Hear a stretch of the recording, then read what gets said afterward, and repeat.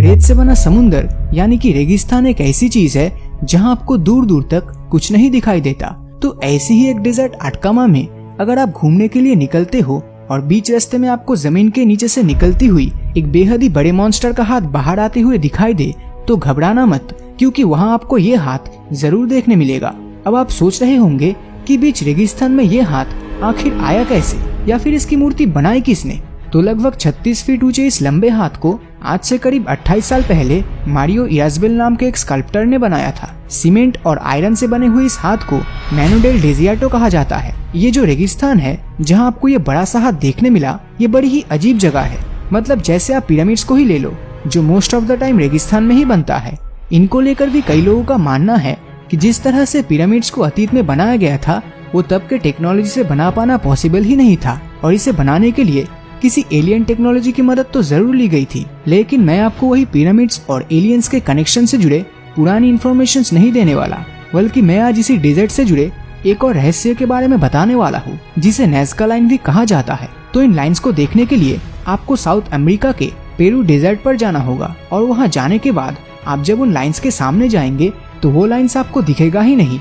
जी हाँ, आप उन लाइन्स के सामने होंगे लेकिन वो लाइन्स आपको दिखेंगे नहीं। अब ये कोई जादू नहीं है, क्योंकि उन लाइन्स को देखने के लिए आपको जरूरत होगी किसी हवाई जहाज की, और जब आप किसी हवाई जहाज की मदद से उस रेगिस्तान के ऊपर से फ्लाई करेंगे, ठीक तभी आपको असली खेल का पता चलेगा। जैसे कि आप इस वीडियो में देख सकते हैं, यहाँ आपको अजीबोगरीब शेप्स के स्केचेस देखने मिलेंगे, जैसे कि हमिंग बर्ड, बंदर, मकड़ी, पैरट, डॉग्स, एस्ट्रोनॉट या फिर व्हेल। मतलब हर तरह के जानवरों का स्केच आपको यहाँ मिलेगा।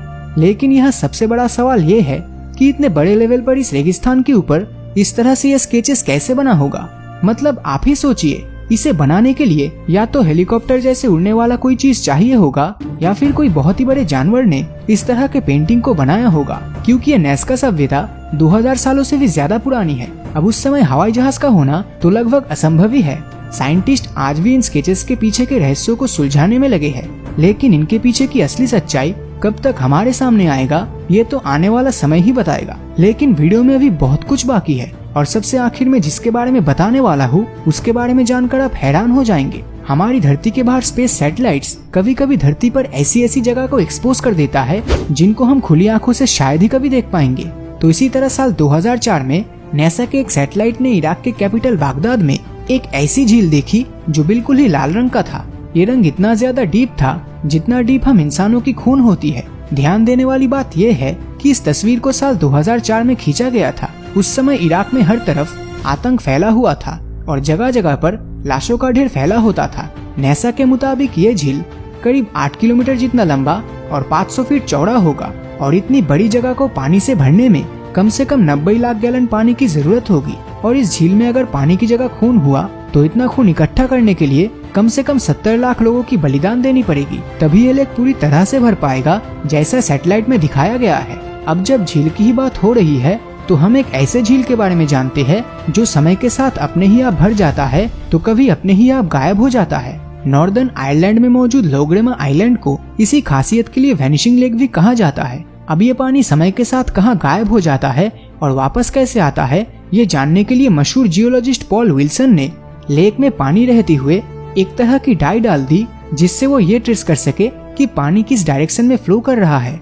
तो एक्सपेरिमेंट के स्टार्टिंग में कुछ दूरी तक ही इस फ्लो को ट्रेस किया गया, लेकिन उसके बाद ये पानी कैसे गायब और फिर से वापस आ जाता है ये आज तक पता नहीं चल पाया। अच्छा, गीजर के बारे में तो ज्यादातर लोगों को पता है, जो सर्दियों के मौसम में पानी गर्म करने के लिए इस्तेमाल किया जाता है। अब यही गीजर अगर खुद नेचर ही बनाने लगे तो कैसा होगा।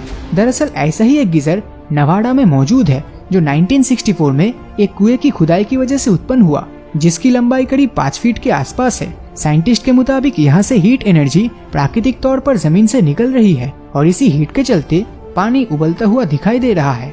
अब हम वीडियो के एकदम आखिर तक आ चुके हैं, जहाँ हम एक सुसाइड स्पॉट की बात करने वाले हैं, यानी कि ऐसी जगह जहाँ पर बहुत ही ज्यादा आत्महत्या के केसेस सामने आए हैं। लेकिन ये आत्महत्या इंसानों की नहीं बल्कि पक्षियों की होती है, और इस जगह को देखने के लिए ज्यादा दूर नहीं बल्कि हमारे भारत के असम राज्य के जटिंगा गांव में जाना होगा। सितंबर से अक्टूबर के महीनों तक शाम 6:30 बजे से लेकर 9:30 बजे के बीच ये पक्षी आत्महत्या करते हुए दिखाई देता है। साइंटिफिक एक्सप्लेनेशन के मुताबिक इस जगह का एल्टीट्यूड हाई होने की वजह से पक्षी चक्कर खाकर नीचे गिरने लगता है और बैलेंस मेंटेन ना करने के चलते इनकी मृत्यु हो जाती है। लेकिन यहाँ के गाँव वालों के मुताबिक इस घटना के पीछे किसी बुरे साए का हाथ है। दोस्तों, आपके मुताबिक ऐसी रहस्यमय घटना के पीछे का कारण आपको कौन सा सही लगता है? नीचे कमेंट करके जरूर बताएं। और अगर ये वीडियो आपको अच्छा लगा हो तो इस वीडियो को लाइक और अपने दोस्तों के साथ शेयर करना मत भूलना। और जिन लोगों ने अभी तक हमारे फेसबुक पेज को फॉलो नहीं किया है वो वीडियो के ऊपर दिए गए फॉलो बटन को क्लिक कर दीजिए, ताकि जब भी कोई नया वीडियो अपलोड होगा वो वीडियो आप तक सबसे पहले पहुँचेगा। तो मिलता हूँ आपसे अगले वीडियो में, और हमेशा की तरह थैंक्स फॉर वॉचिंग।